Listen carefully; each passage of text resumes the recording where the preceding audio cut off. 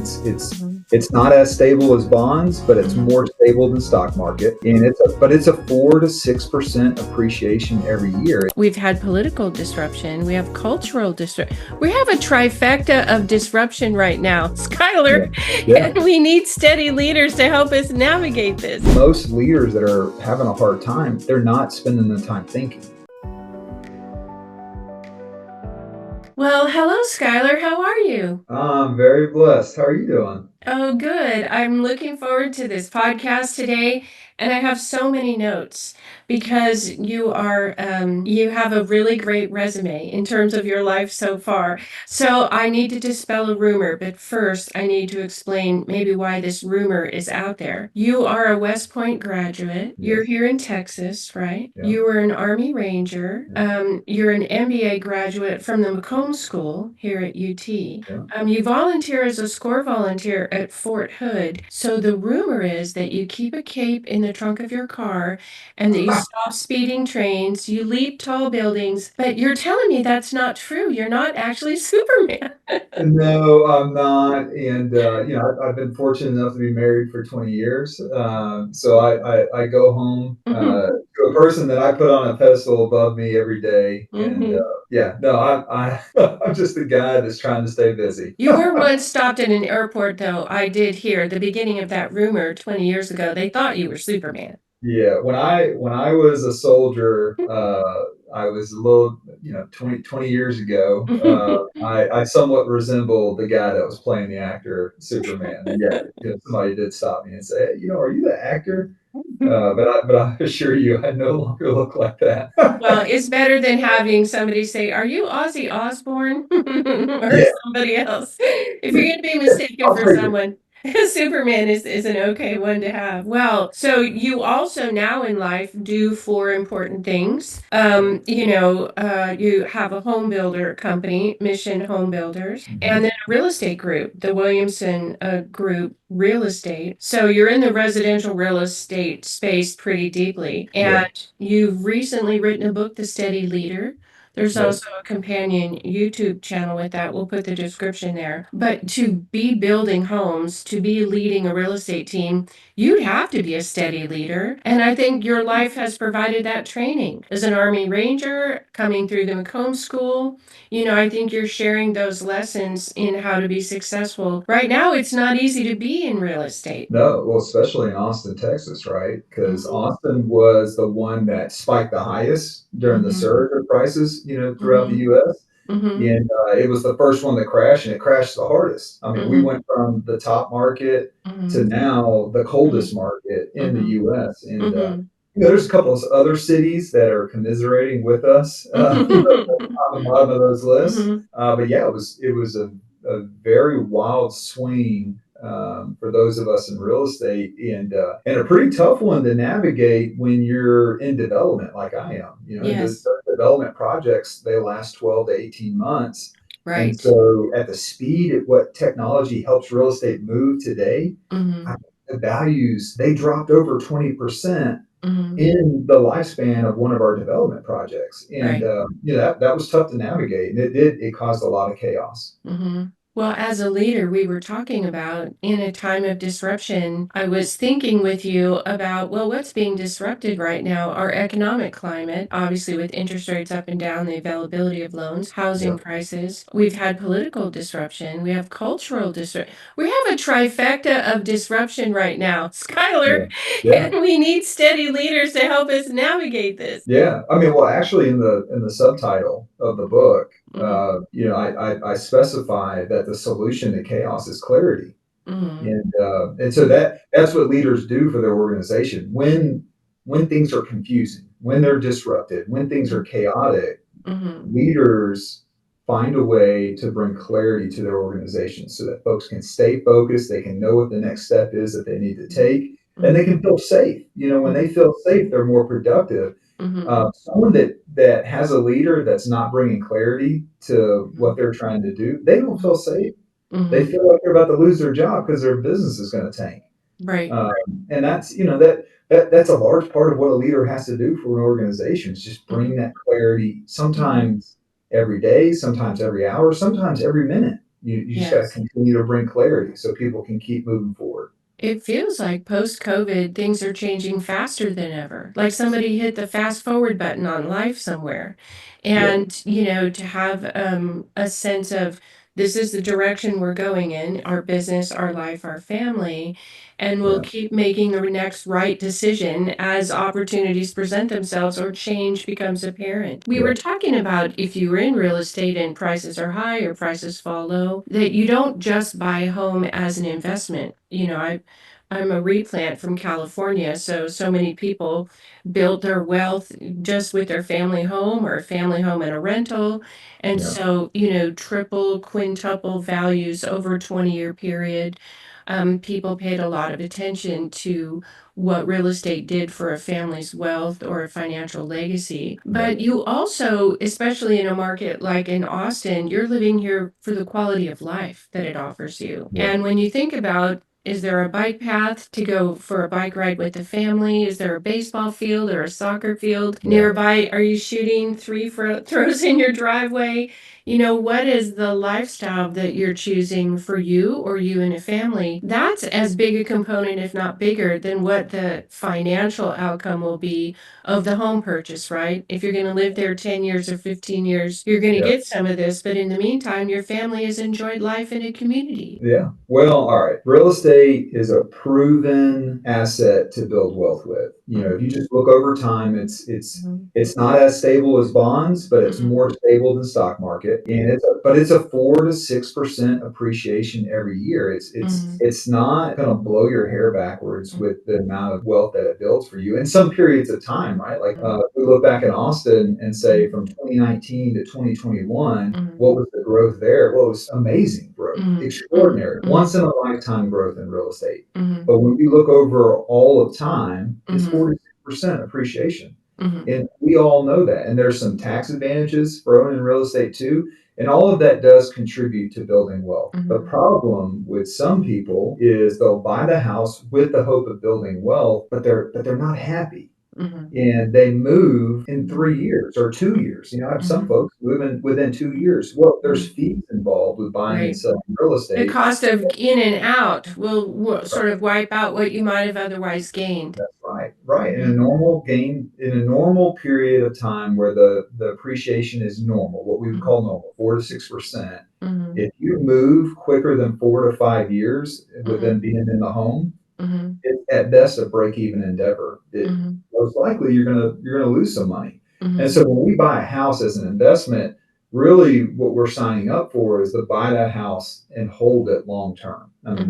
that is the right way to do it so Mhm. that the fees are absorbed in the gains. And Mhm. over the long term, that math just makes sense. Mhm. But I want to address what you were saying about just the lifestyle and trying to Mhm. make great decisions. In Mhm. in the book, we talk about leading yourself. That I open the book with lead yourself. Mhm. Mhm. And the very first thing that I talk about in leading yourself is having a vision for your life. Yes. Whether we're leading ourselves or leading our Mhm. teams or leading our organizations, Mhm. leaders bring vision.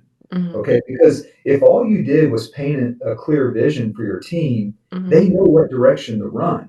Right. Even if you don't equip them with a plan, they Mhm. know that we're going over here Yeah. to do, this broad thing. And so Mhm. when I'm leading myself and leading my Mhm. family, which is my Mhm. first team I have to lead, Mhm. I have to have a vision for Mhm. what the best life looks like that I could Yes. create for myself and for my team, Mhm. my family. Mhm. And part of that, a big part of that is a Mhm. house. So you got Mhm. this vision for your life. Mhm. Is the house we're looking at going to help you accomplish that vision, or is it going to hurt you? And Right. I first thing you got to do is be clear. What do you want your life to look like in the Yes. next year, in the next 3 years, the next 10 years? Right? Mhm. Mhm. What does your life look like if it's done well? Mhm. Mhm. All right, does the house fit that? I mean, those are simple questions, but they Mhm. have huge effects on your ability to live a life the way you They have a phrase, house poor, yeah, and that phrase sort of is a signal that so much investment in the house happened that you're mhm, not investing in other parts of your life. You're too far yeah, away from your family, or you're having to work two jobs to pay all the bills.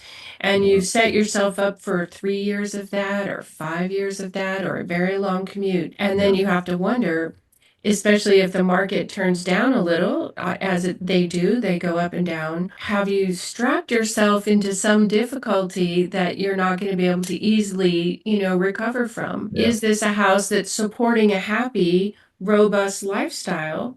Or have you created a burden for yourself in the house that you chose, whether it's the price of it or where it's located? You don't want to make yourself house poor because of the choices you made. You want to be choosing a lifestyle you're happy in. Then that might include a house. Yeah. Yeah. Yeah. I mean, you shouldn't buy a house if you don't have money in the bank, because things happen, right? Not only does the house need ongoing maintenance and money put into it, but life happens too. You have a child or twins. You lose your job, right? Or get relocated. Sure.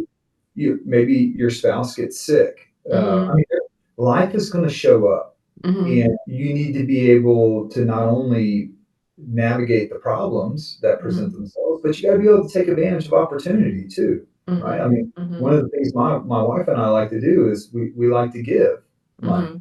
And when an opportunity presents itself for us to give to a good cause, we like to be able to say yes to that. Well, if we don't have any money in the bank, we're not doing that. Right. And that, I don't know, for some people that's okay. And for us, that would not be okay, right? That would not be a piece of that vision that we have for our family. Right. And we would call ourselves at that point house poor. Our house is preventing us from being able to live another part of our life that we desire to do. Yeah, I really appreciate that vision that you're providing people in your real estate group and your home building group. There's another vision, and that is in Laundry Love. You started a franchise because doing one or two things, of course, is not enough for you. Yeah. And but a lot of wealth is built for people who are small business owners. Yeah. But inventing what kind of business to own sometimes is the very thing that stops people from being a small business owner. So when you have a great franchise, you have it's a business in a box. You open the box and you have a way to operate that business.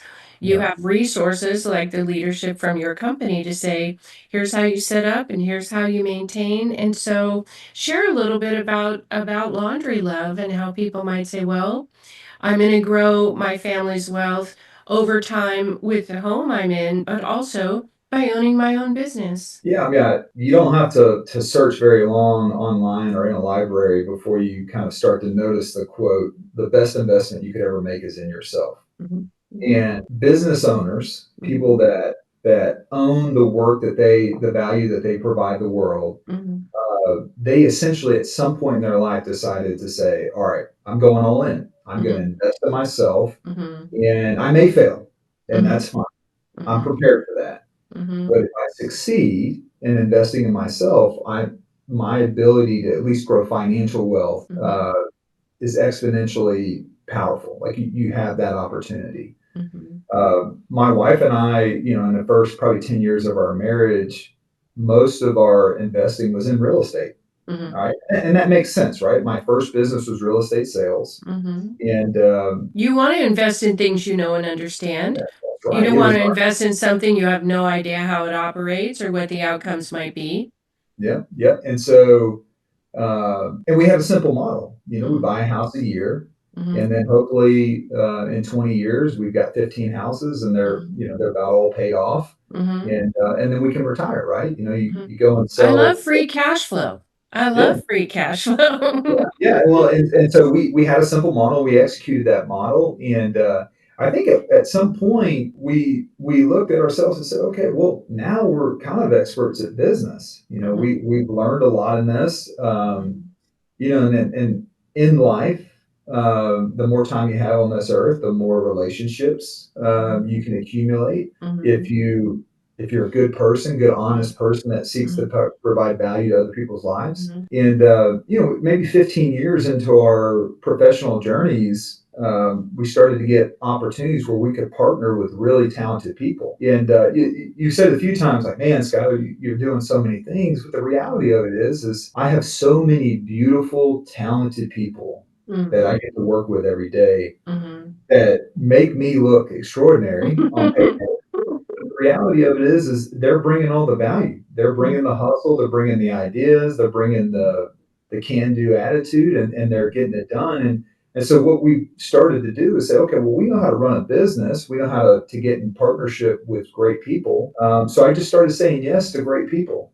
And when you find great people and you say yes to them, then you start your first laundromat. And then when that great person just continues to grow and they want more opportunity for their life, then you end up growing half a dozen laundromats. And then when someone says, hey, we ought to franchise this, here's my plan for that, you just say, yes, that makes sense. Let's do it. There's a niche in the market where we can do this. And, I, you find great people, you partner with them, you teach them how to think, right? I've got a mentor that defines leadership, and leaders teach other people how to think so that they can get what they want, so that you get what you want. And if you go and recruit people that are motivated by the same things in life as you, so you're aligned in motivation, and then you help them get what they want, think about it, you're aligned.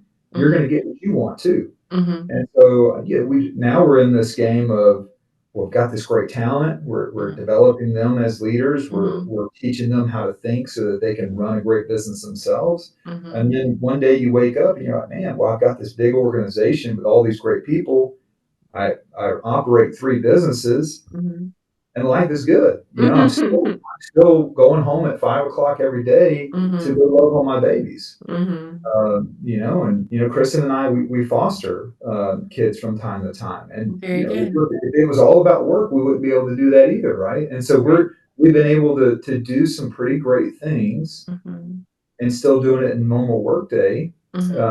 All because we got great people. When we're willing to kind of be steady leaders, right? We'll be steady leaders so that our team can just flourish, grow, and perform, and help us grow our little empire. I'm excited about your book coming out, because sometimes that's the first time somebody will come across a new idea. And we'll also make sure, right, the description of the YouTube channel, because people scroll, Yeah. and they think, wait, what did he just say? Yeah. Could I apply that in my life? Yeah. I was talking with someone yesterday in a lunch meeting, and she has an idea for a product, and she's a marketing executive, so she understands the marketing, and she asked this question. And I think you probably have this with home buyers or with people interested in the franchise opportunity for the laundromats. Yeah. How do I make the decision to move forward? I'm facing the risk now. And Yeah. I said, well, how do you limit the risk that scares you? How do you mitigate the risk? Could you do 1,000-unit run as a test sample and find if you have a market for the thing? Don't, ask a factory to make 10,000 of and bet the farm, on everything. Yeah. But how Yeah. could you mitigate the risk and put your toe in the water and see? So when you have strong leadership and people that are trying to get something done, make something of their lives, it's great to have leadership to say, well, here's a couple of ways you could go about it, as people build up their courage to try something. Oh yeah. Yeah. I mean, I think you asking her questions was a great way to do it. I mean, Tony Robbins says this. I don't know that he's the one that kind of created this thing, but you get great answers to great questions. So what are the great questions that you can ask yourself to make sure you thought everything through before you go and execute this? I mean, I love the book, The Lean Startup. It was written for software engineers. I'm not in software engineering, but it was a great business book. But in Yes. the Lean Startup, they teach you how people write code. And these software engineers are brilliant. What they do is they write a little bit of code and they release it to the masses. And it always works out this way. They got 100% of code, but people only want to use 20% of it. And so when software engineers see that, they go, okay, well, now we're going to go spend 100% of our time on this 20%. We're going to double down on what's working. Yeah. Right. Yeah. And they release new code, and then they see where the people go at that point. And so it's a constant loop of build, measure, learn, build code, measure where people are using it, learn from that, rebuild. And I think that is essentially the nuts and bolts of an entrepreneur starting their endeavor, right? Make sure that you have a value or a product that someone's willing to pay you for, right? they have a problem that your business provides a solution for, that they're willing to pay for. Then make sure that there's enough of those people that once you've satisfied them all, or at least a percentage of them, you can still make the money you want to make, and then go build, measure, learn. Yeah. That is the simplest way that you can launch a business that I can even think of. But you do have to have a product or service that people are willing to pay for. There does have to be enough customers so that if you capture them, it's worth running that business. And then you better be nimble in the beginning. You better do the build, measure, learn, and pursue the path of where most of the opportunity is. Talk with me about how you pivot your teams that you work with, because sometimes circumstances change, right? When I work as an executive coach, at the beginning, I say, let's just make 3 plans. It works out great. Okay, we know what that looks like. Yeah. It doesn't quite get there. We don't quite know why we're in the mushy middle. How do we move forward with that? It's not working out at all. Yeah. And can we identify quickly why? Do we just abandon the effort? It's usually one of those 3 things is sort of where you find yourself. If you do the thinking on the front end of all 3 of those outcomes, then the outcome you're facing, you've already got a head start on the thinking of what to do. So Yeah. when we have an economic downturn or interest rates are high or sales of new builds slow down, how do you help people pivot as a steady leader? Yeah, well, first off, leaders, they're paid to think. So if you call yourself a leader of your organization and you don't have time to think, you're really not doing your job. Right. You're really spending all day long doing the rest of the team's job. Yes. And you better stop doing that. Because if you're not taking time to think, there's no way that you're going to get out ahead of some of these problems. And I find that most leaders that are having a hard time, they're not spending the time thinking. Now, the beautiful thing about a coaching service is, at least for that hour-long call, all you're doing is thinking. You just have a thinking partner with you. Right. And I'm happy to pay for that. Like I have a coach. I pay for him to help me think through things. And so if that's how you have to do it so that you stop and think, then do it that way. But you also need to put time on your schedule where you think. Yes. And the military gave me a beautiful kind of process for that. Before you do any planning, you do what is called in the military a situation analysis. And in the military, remember, I'm an infantry guy, so you look at the battlefield, right? Are we fighting in the mountains of Afghanistan, or are we fighting in the urban environment in Baghdad, Iraq, right? Obviously, the tactics that we would take to each battlefield are different. Are we fighting at night, or are we fighting in the day? Is it raining outside, or is it dry? That environmental kind of picture of things is important to the mission's execution. And you have a battlefield for your business too, right? Now, we would always look at the enemy and say, okay, what's the enemy's composition? What weapons do they have at their disposal? What experience do they have? We would look at all of that. Well, we have competition, right? In business. What does our competition have at their disposal? Do they have a lot of cash in the bank? Right? Or are they really levered? That knowing that kind of detail about your competitors will give you information that you can use to plan with that'll make you more effective, right?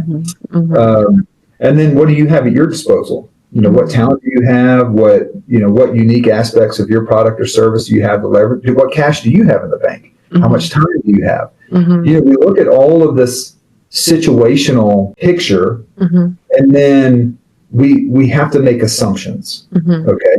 And so I always ask myself, what's the most probable outcome? If I go do this, what's the most probable outcome here? And we want to plan to the most probable outcome. But I also say, if I go do this, what's the most dangerous outcome? Right. Right. And so I want to plan to the most probable outcome, but I want to think through the most dangerous outcome. Prepare for the contingencies that might be needed, because as you say, life happens. Shows up at your doorstep, it may not be expected, and then you have to respond. Yeah, that's right. And so, we're running our businesses based on assumptions, and when those assumptions change, we got to change. But as a leader, you need to know what are assumptions. You need to be thinking about those, and you need to continue to analyze the situation that you're in and how that impacts your assumptions, because that's really what you're doing.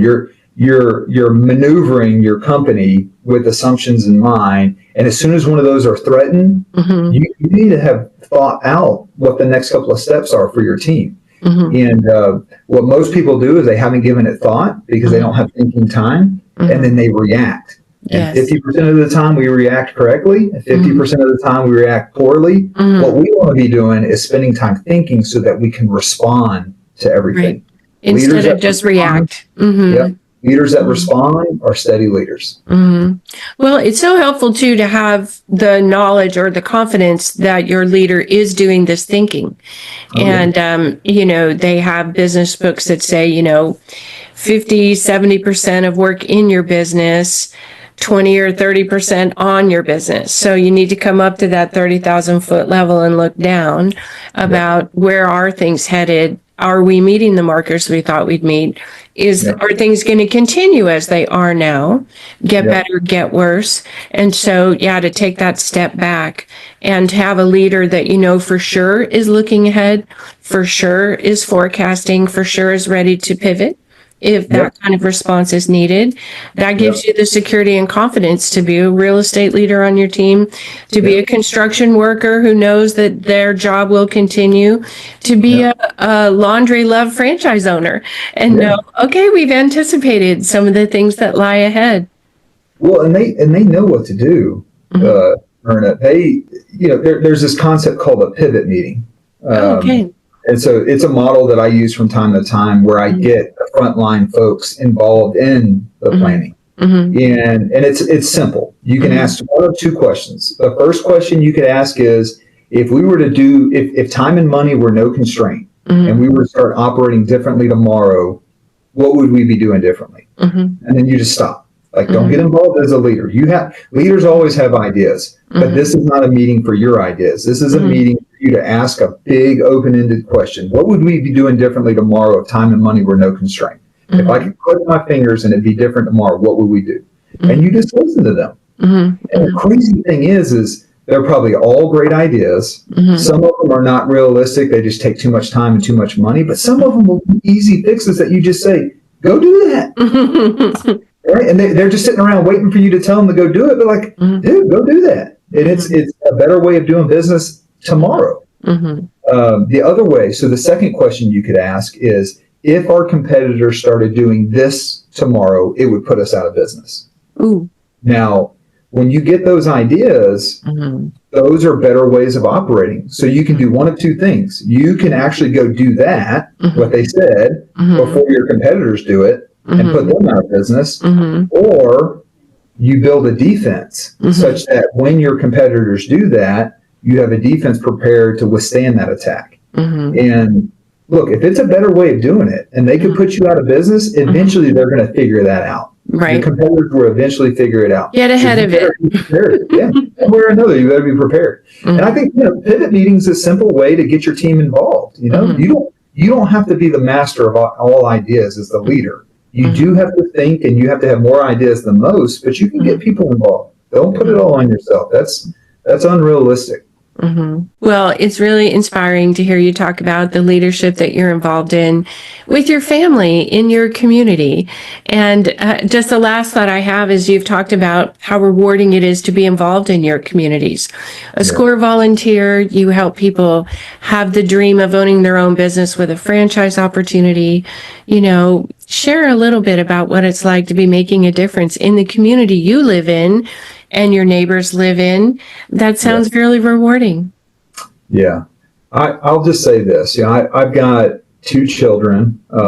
One's 8 and one's 11. So they're old enough to have big boy and girl conversations. And as you can imagine, Myrna, I have a high standard for myself. And so they see daddy waking up early. They see daddy, working hard and, trying to watch every word that comes out of his mouth. And so in some ways, I set a pace that's not super realistic for children to run at.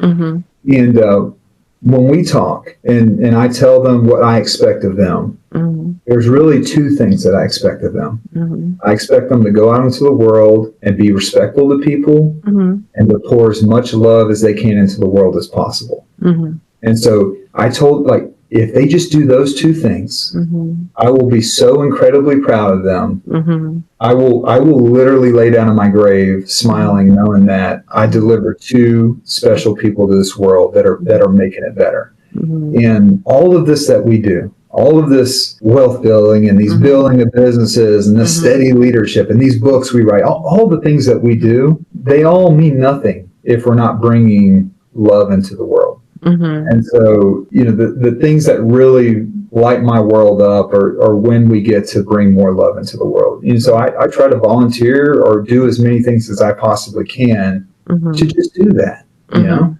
I mean, I don't make any money sitting here with you, but I knew I would have the opportunity to push this message. And so, like, that's my challenge to every listener you have. Go be a great business owner, go build wealth, go do extraordinary things, but just pour love out everywhere you go and just say yes to love everywhere you can.